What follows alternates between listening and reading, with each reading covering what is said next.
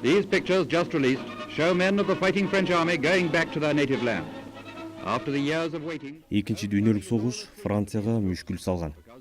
Оккупация, кийин боштондук. 5 миллион киши мобилизацияланган. Бул каттар алардын бирөөсү гана. Пьер сүйүктүүсү Аймиге кат жазып турган. Пьердин катын алардын небереси окуп берүүдө. Cette nuit, Бүгүнкү кеч аябай суук. Жылынаарга эч нерсе деле жок. Мен сенин жүзүңдөн сүйдүм. Менин катым сага жетет деп үмүттөнөм. Бул каттар Франциянын түштүк батышындагы таштандыларды кайра иштетүүчү жайда табылган. Алардын 200ге жакыны үйүлгөн эски гезиттер менен кошо ыргытылган. On était un peu intrigués et au fur et à mesure avec ma collègue, on a... Биз бир аз кызыгып калдык.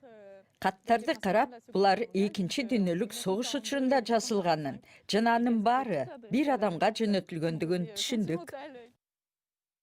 Сесилия каттарды сактап алып, анын ээсин издеген. Кийин каттардын ээсин таап тапшырышкан. Каттардын мазмуну күтүлбөгөн жана абдан терең жазылган. Que mon père soit aussi...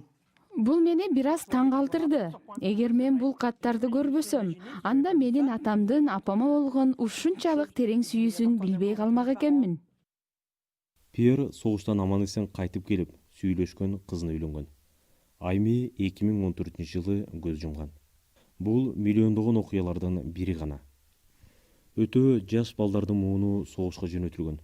Бирок алар жакындарын эч качан унутушкан эмес.